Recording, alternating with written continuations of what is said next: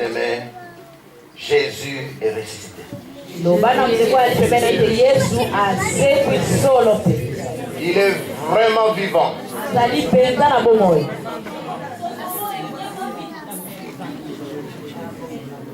Et pourquoi Jésus est-il vivant? Que des fois quand les gens me disent comment tu vas, je dis Jésus est vivant. Parce que notre foi repose sur l'œuvre de Christ à la croix. Nous bénissons le Seigneur parce que nous avons eu un très bon culte de Pâques. Mais aussi, le lundi de Pâques, nous étions ici pendant 3 heures dans la présence de Dieu, louant et célébrant le Seigneur. Il n'y avait pas de prédication. Et nos bien-aimés du département de musique nous ont donc conduits pendant plus de 2h30 dans la présence de Dieu, louant et adorant notre Dieu.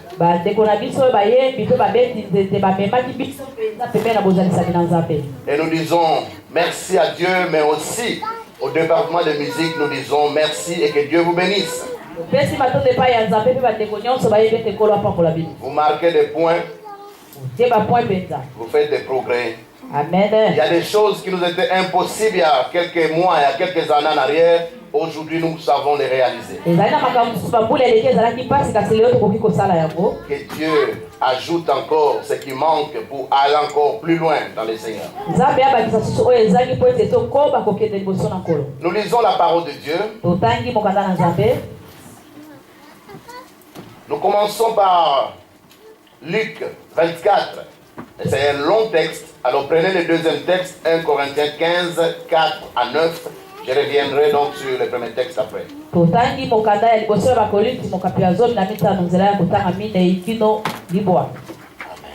Amen. J'aime bien l'interprétation de la sœur. Elle interprète bien.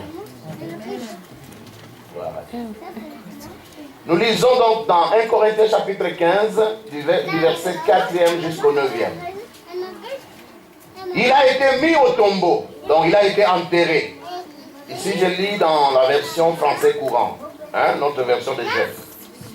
Il a été mis au tombeau, il est ressuscité le 3e jour, comme l'avaient prédit les Écritures, donc la Bible. Il est apparu à Céphas, qu'on appelle donc Pierre. Pierre, donc c'est lui qui a été, donc Céphas c'est Pierre, c'est la même personne. Puis au 12, après cela, il a été vu par plus de 500 frères à la fois. La plupart d'entre eux vivent encore aujourd'hui. Pas aujourd'hui, mais quand l'apôtre Paul était en train d'écrire. Ok? Alors j'ai rencontré un catholique un jour qui me disait qu'on doit prier les saints. Saint Paul, par exemple, il dit « Je prierai pour vous ».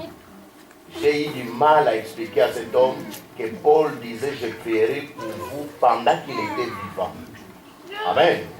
Et ici, par exemple, il est dit, après cela, il a été vu par plus de 500 frères à la fois. La plupart d'entre eux vivent encore aujourd'hui. Vous allez rencontrer des gens qui étaient avec l'apôtre Paul aujourd'hui.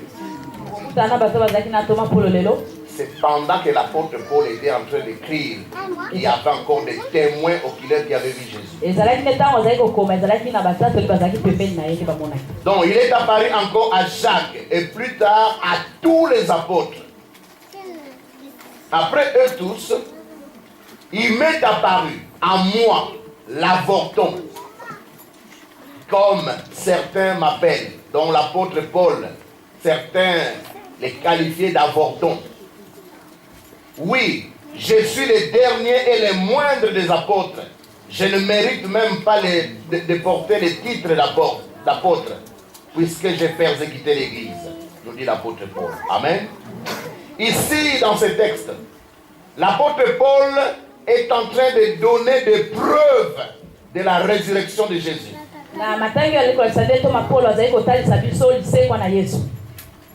Jésus est vraiment ressuscité. Il n'y a pas de doute là-dessus. Parce que quand Jésus est sorti du tombeau, donc il a été enterré un vendredi. Mais le dimanche matin, il est sorti du tombeau. C'est pourquoi on l'appelle le ressuscité du 3e jour. Cela ne veut pas dire qu'il a fait 3 jours de 24 heures dans la tombe.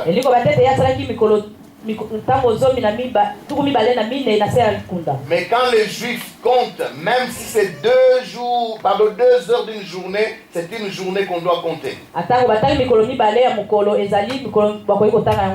Donc Jésus est sorti du tombeau le dimanche matin. Vendredi, samedi et dimanche, c'est le 3e jour. Il est sorti du tombeau. Mais après sa résurrection, pendant 40 jours, il est encore resté avec ses disciples. Il a mangé avec eux, il a travaillé avec eux, il a encore enseigné ses disciples après sa résurrection.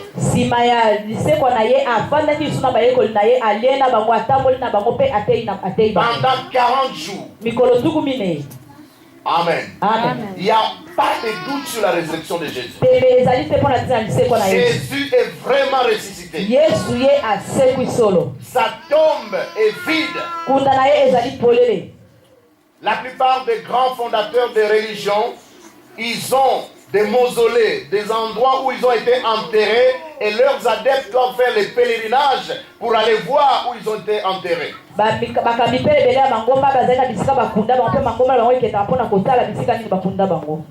Mais si vous allez en Palestine, vous irez seulement trouver un tombeau vide. Amen. En plus, il y en a plusieurs parce qu'il y a des gens qui disent qu'il a été enterré ici, là-bas. Allons dans Luc, chapitre 24. Le dimanche matin, de très bonne heure. Le dimanche matin, de très bonne heure, les femmes se rendirent au tombeau en portant des huiles aromatiques qu'elles avaient préparées. Et découvrirent que la pierre fermant l'entrée du tombeau avait été roulée à quelque distance de l'ouverture.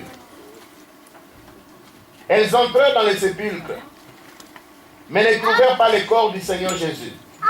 Pendant qu'elles en étaient encore à se demander ce que cela signifiait, 2 personnages vêtus d'habits étincelants se tinrent tout à coup devant elles.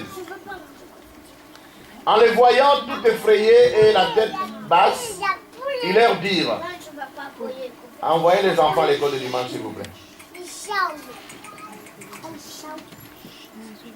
Pendant qu'elles étaient encore à se demander ce que cela signifiait, 2 personnages vêtus de blanc, d'habits étincelants, se tinrent tout à coup devant elles. En les voyant tout effrayés et la tête basse, ils leur dirent: pourquoi cherchez-vous les vivants parmi les morts? Il n'est plus ici, il est ressuscité. Rappelez-vous ce qu'il vous annonçait quand il était encore en Galilée. Ne disait-il pas: il faut que le Fils de l'homme soit livré entre les mains des hommes pécheurs, qu'il soit crucifié et qu'il ressuscite le 3e jour? Alors, effectivement, elles se rappelèrent que Jésus avait dit cela. Elles quittèrent le tombeau et allèrent tout raconter aux 11, ainsi qu'à tous les autres disciples. Pourquoi 11? Parce que Judas s'était déjà suicidé. Donc sur les 12 apôtres, moins 1, donc c'est 11. C'était Marie de Magdala, Jeanne, Marie, la mère de Jacques, et quelques autres femmes qui portèrent cette nouvelle aux apôtres.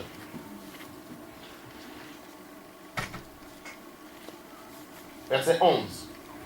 Mais ces récits leur paraissaient absurdes et ils n'y ajoutèrent pas foi. Ils n'ont pas cru à ce que les femmes disaient.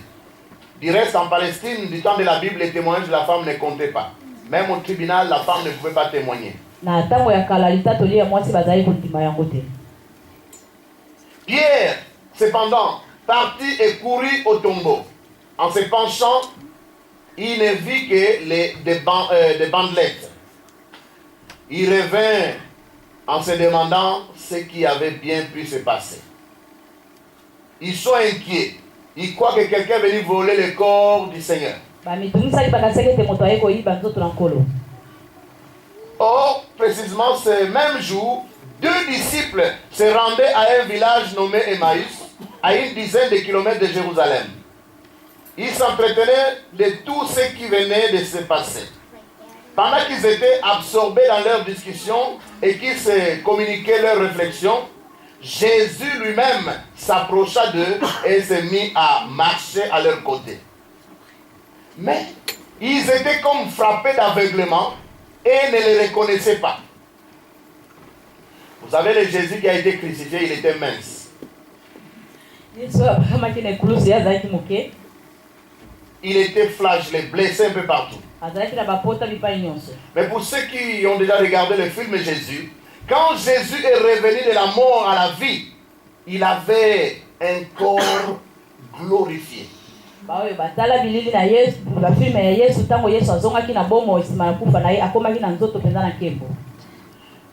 Ce n'était pas facile pour eux de reconnaître ce Jésus-là, parce qu'il était en bonne santé. Pas le Jésus qui était faible vendredi quand on le flagellait, qui était blessé partout.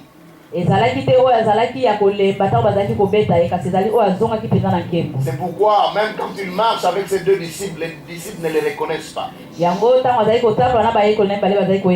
Frères, sœurs, quand nous mourrons et que nous allons ressusciter, nous aurons des corps nouveaux. Et nous allons voir dans la suite comment ces corps fonctionnent. Verset 17, il leur dit: de quoi discutez-vous en marchant?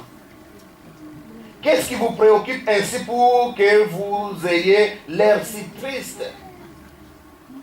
L'un d'eux, nommé Cléopas, lui répondit: serais-tu le seul parmi ceux qui séjournent à Jérusalem qui ne sache pas ce qui s'y est passé ce jour-ci? En d'autres termes, vraiment, admettons qu'une nouvelle tellement importante se passe ici à Bruxelles et que quelqu'un vienne vous poser la même question. Qu'est-ce qui se passe? Vous vous étonnez même. Il n'a pas appris que le premier ministre n'est plus.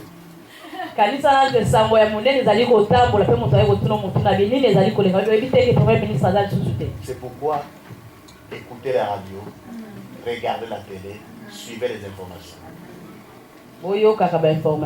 Sinon, vous risquez de poser à Jésus la même question. Et quand vous regardez la télé, si tous les infos, ne ratez pas.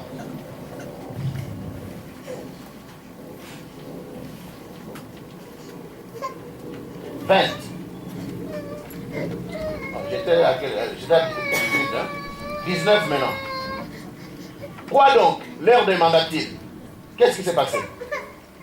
Ce qui est arrivé à Jésus de Nazareth. Il commence à parler à Jésus de Nazareth. C'était un puissant prophète. Il a accompli devant tout le peuple des actes extraordinaires qu'on appelle des miracles. Il parlait avec autorité aux foules.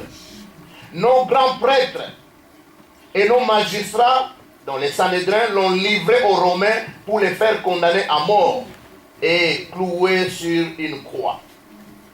Nous avions espéré que ce serait lui, le libérateur d'Israël. Mais hélas, voilà déjà 3 jours que tout cela est arrivé. Il est mort, vous savez, 3 jours. Le libérateur qu'on attendait, le Messie. On croyait que Tshisekedi allait nous libérer. Mais il n'a toujours pas l'impérium. Il est toujours limité. Alléluia. On attend l'impérium.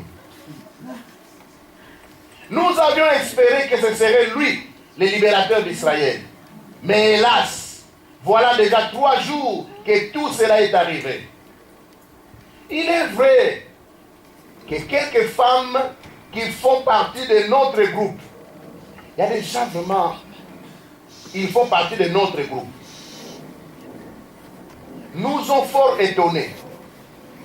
Elles sont allées au tombeau ce matin avant l'aube et n'ont plus trouvé son corps. Elles sont même venues raconter qu'elles ont vu apparaître des anges qui leur ont assuré qu'il est vivant. Vous voyez, il y a des gens parmi nous qui ne sont que des incrédules. Ils sont de notre groupe, mais des incrédules. Ils considèrent les femmes là comme des déséquilibrées. Surtout que dans leur contexte, ils ne croyaient pas au témoignage des femmes. Mais Jésus, pour venir contredire la conception des hommes, il donne ce message le plus important du christianisme aux femmes. Les premiers témoins qui ont parlé de la résurrection du Seigneur sont les femmes. Même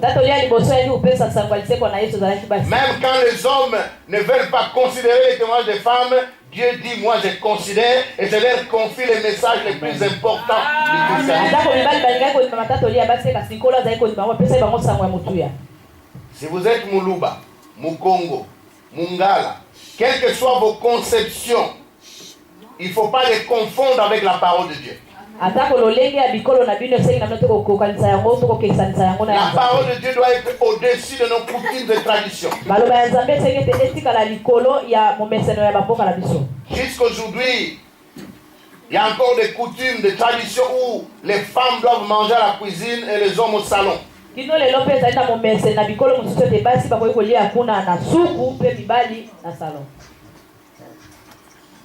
24. Là-dessus, quelques-uns de nôtres se sont aussi rendus au tombeau, dont les deux disciples continuent à raconter à Jésus. Ils ont bien trouvé les choses telles que les femmes les ont décrites. Mais lui, ils ne l'ont pas vu. Ah, 25. Ah, vous n'avez pas compris grand-chose. Maintenant, c'est Jésus qui s'adresse aux deux disciples. Et vous êtes bien lents à croire tout ce que les prophètes ont prédit depuis longtemps.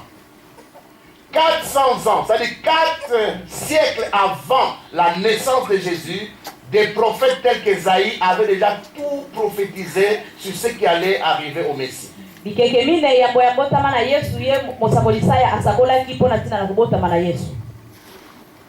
Ésaïe et tant d'autres prophètes avaient déjà donné le nom même de la ville où devait naître le Messie, où il allait grandir, où il devait fuir pour sa sécurité et comment il devait mourir et ressusciter.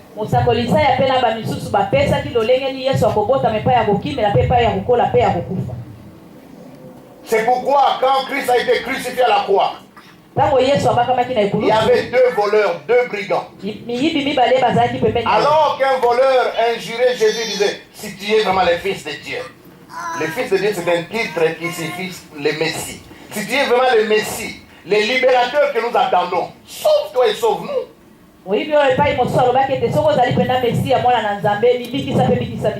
Alors l'autre brigand, l'autre voleur dit, hé, toi tu ne crains pas Dieu.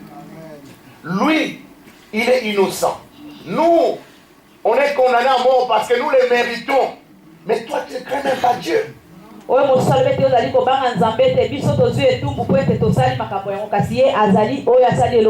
il dit au Messie, souviens-toi de moi quand tu reviendras dans ta gloire. Alors Jésus lui dit, en vérité, je te l'ai dit. Aujourd'hui, tu seras avec moi au paradis. Les branhamistes, les témoins de Jéhovah, les témoins internationaux déplacent la virgule. Ils mettent ceci. En vérité, je te le dis aujourd'hui, virgule. Tu seras avec moi au paradis. Si vous déplacez cette virgule, c'est comme si Jésus lui fait une promesse qui ne s'accomplit pas le même jour. En vérité, je te le dis aujourd'hui, virgule. Tu seras avec moi au paradis. Mais ce n'est pas là où se trouve la virgule. Jésus dit, en vérité, je te le dis, virgule, aujourd'hui, tu seras avec moi au paradis. Si vous acceptez Jésus comme Seigneur et Sauveur, vous avez la vie éternelle. C'est pas que vous l'aurez après la mort, vous avez la vie éternelle. Vous qui croyez au nom du Fils de Dieu. Imaginez ce brigand. Où est-ce qu'il a trouvé cette foi? Il connaissait ce que les prophètes avaient dit sur le Messie.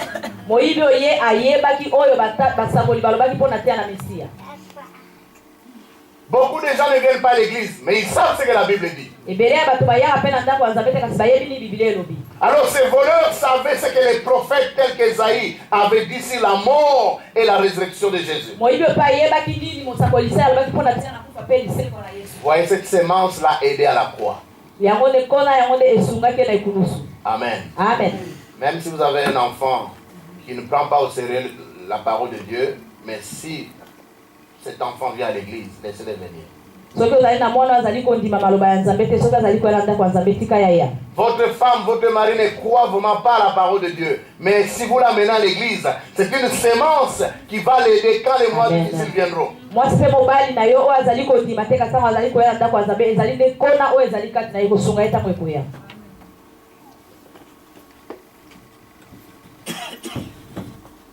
26.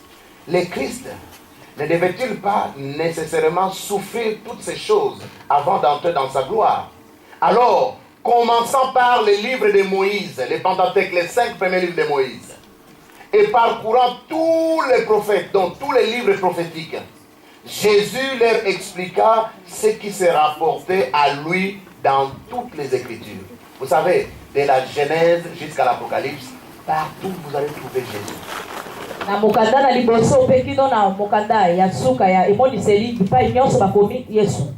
Même quand son nom n'est pas mentionné, mais c'est comme un fil qui traverse de la Genèse à l'Apocalypse.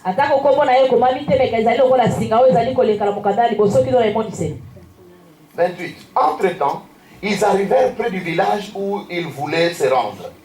Jésus fit semblant de vouloir continuer sa route pour voir s'ils avaient soif, s'ils avaient de l'intérêt. Vous savez, Dieu ne va pas s'imposer dans votre vie. Regardez ce qu'il a fait.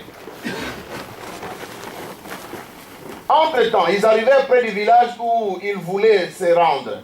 Jésus fit semblant de vouloir continuer sa route. Mais ils les retinrent avec insistance en disant, reste donc avec nous. Tu vois, les jours baissent et les soirs approchent. Alors il entra dans le village pour demeurer avec eux. Jusque-là, Jésus n'a pas encore dit qu'il était Jésus. Il leur a parlé de Jésus. De la Genèse jusqu'à la fin. Parce que là, on n'avait pas encore le Nouveau Testament. Donc jusqu'à Malachie. Amen. Amen. Alors, il veut voir s'ils ont vraiment faim et soif. Il continue sa route. Je sais que la sœur, mon interprète, habite ici. Alors quand on arrive, parce qu'on parle avec elle, on arrive, moi je continue pour voir si elle va me dire d'attendre un peu. Jésus veut seulement voir jusqu'où va leur soif. Mais jusque-là, il n'a pas encore dit qu'il était Jésus. Frères, sœurs, nous marchons avec le Seigneur. Il y a des choses que nous connaissons déjà. Mais si nous ne cultivons pas la faim et la soif, il y a des choses que nous ne connaissons pas.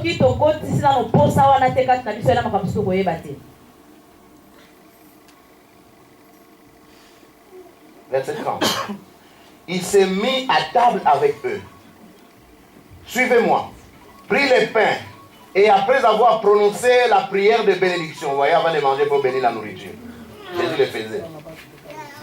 Un homme de Dieu a dit, chez nous en Afrique, tout le monde prie, sauf les animaux. Parce qu'il était en train il était dans un restaurant, avant de manger, il était en train de prier. Alors tous les petits blancs le regardaient en rigolant.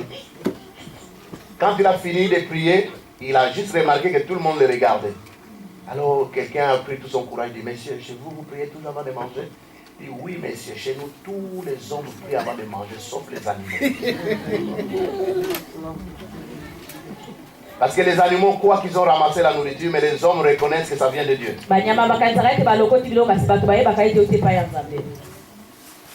Il se mit à table avec eux, prit les pains, et après avoir prononcé la prière de bénédiction, il les partagea et leur donna.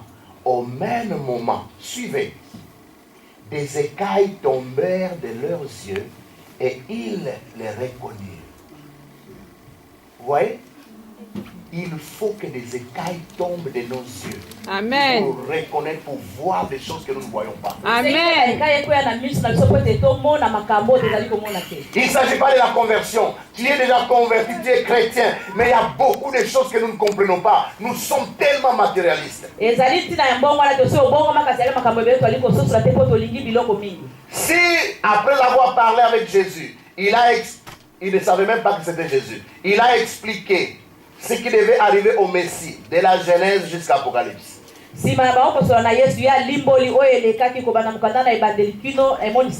Cette connaissance intellectuelle ne sauve pas.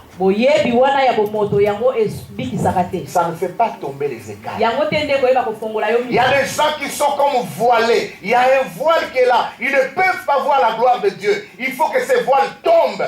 Vous êtes là dans la présence de Dieu. Les autres sont excités dans la louange, dans l'adoration. Ils perçoivent des choses spirituelles. Mais certains sont là à regarder à gauche, à droite. Ils regardent. Il faut que les écailles tombent. Il faut que les voiles tombent. Alléluia. Nous pouvons tous être ici. Mais nous ne voyons pas tous la même chose. Tout dépend de la qualité de tes yeux. Si tes yeux sont remplis d'écailles,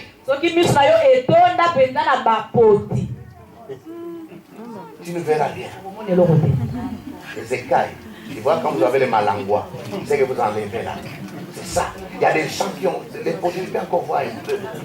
Mais les écailles, c'est ma bandée là, tu ne vois rien.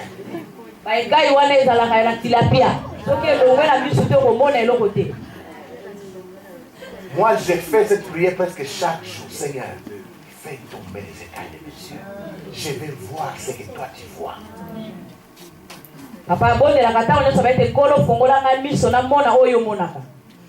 Au même moment, des écailles tombèrent de leurs yeux. Frère, la fois passée, nous avions partagé quelque chose qui m'a beaucoup touché. Et j'arrive à la conclusion de mon message. Il faut que des écailles tombent de nos yeux. Pour que nous puissions comprendre que au commencement, la Bible nous dit que le monde était informe et vide. Le monde n'avait pas de forme.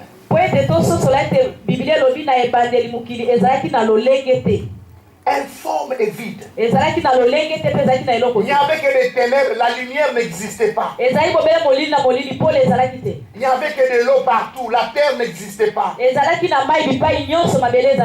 le Saint-Esprit se mouvait au-dessus des eaux, il n'avait même pas où se poser. Mais la Bible dit Elohim bara. Donc Dieu créa. Du néant, il a tout créé. Je prie que nos écailles tombent. Je prie que les voiles qui nous empêchent de voir la puissance de Dieu, de réaliser ce que Dieu est, que ces voiles soient ôtées. Pour que nous puissions réaliser que ce Dieu-là que nous servons, il a tout créé car rien n'existait.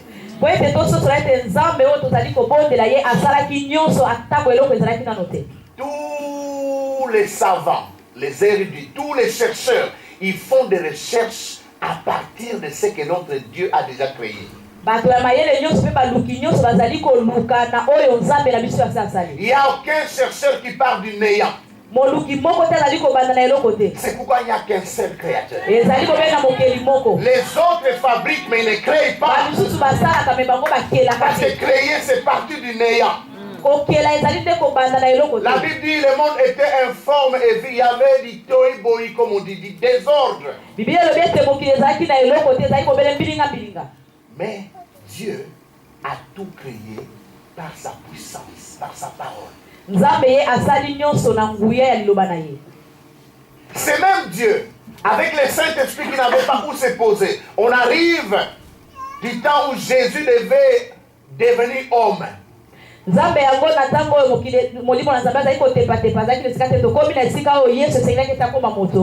Le même Esprit Saint qui se mouvait au-dessus des eaux vient, il forme Jésus dans le ventre de Marie. La sœur Gisèle a eu Doster parce que il y a eu contact entre elle et son mari. Mais le Doster dont nous parlons ici, Jésus, il est né sans contact entre un homme et une femme. Les scientifiques ne peuvent pas l'expliquer. Et les miracles ne s'expliquent pas. Qui a formé Jésus dans les ventres de Marie? C'est le Saint-Esprit qui s'est mouvé au-dessus des eaux. Qui a tout créé du néant. C'est encore lui qui vient, qui commence à former Jésus dans les ventres de Marie. Vous savez, former un enfant, chaque seconde compte. Et le Saint-Esprit a formé Jésus. Jésus a fait aussi 9 mois dans le ventre de sa mère. Prendre Dieu et le mettre dans le ventre d'une femme. Il faut être Dieu. Amen. Et puis Jésus va naître. Toute la vie de Jésus était un miracle. Et il meurt à la croix. Vous savez, quand il était crucifié, tout le monde s'est moqué de lui. Sauf ses vrais disciples.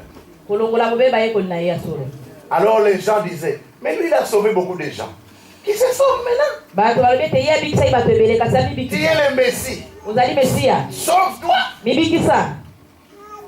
Vous savez, vous passez par des moments difficiles, vous vous dites, ah, qu'est-ce que les gens vont dire? Où est son Dieu? Mais le Dieu de Jésus-Christ était aussi à la croix. Les gens se moquaient de lui, mais il était là. Son temps n'était pas encore.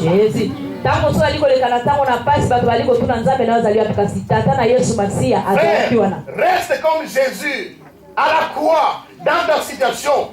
Mais les temps de Dieu arrivent. Pendant que les amis, les collègues, même les membres de famille vont dire, mais elle, ça fait longtemps qu'elle prie, hein? Mais pourquoi ça ne change pas? Jésus est resté à la croix jusqu'à ce qu'il prononce les 7 paroles. Mais quand il a dit tout est accompli, Satan s'est rendu compte qu'il venait de commettre la plus grande bêtise de sa carrière.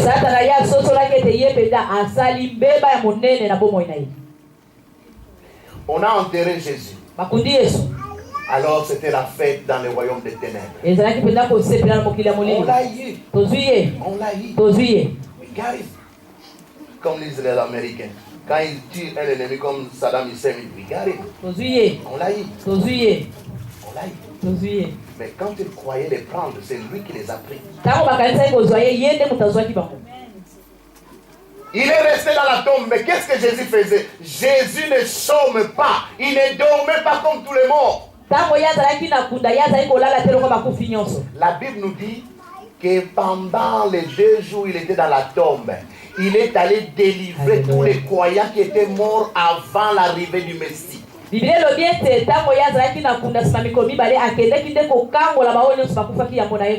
Dans l'Ancien Testament, quand on enseigne sur le ciel ou le paradis, on nous parle du sein d'Abraham.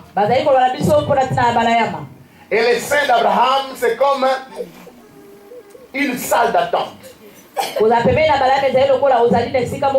allez voir un ministre, on dit installez-vous dans la salle d'attente, on va vous annoncer. L'enseignement dans l'Ancien Testament, quand on parle du paradis ou du ciel, c'est-à-dire quand les croyants meurent, on les met dans le sein d'Abraham, qu'ils se reposent en attendant les autres croyants qui vont mourir dans le Seigneur.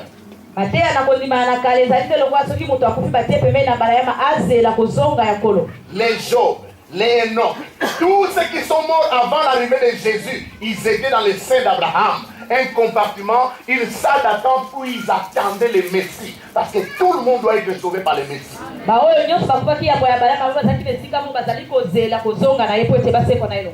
Les 2 jours que Jésus a fait dans la terre, c'était pour aller délivrer ceux qui étaient morts avant lui. Ceux qui sont morts croyants, comme les Job et tous les autres qui croyaient en Dieu. Pour qu'à partir de là, ces ceux d'Abraham n'existent plus. Il a pris tous les croyants qui étaient morts avant lui. Il les a amenés au paradis. C'est pourquoi il a promis au deuxième brigand, aujourd'hui, il sera avec nous.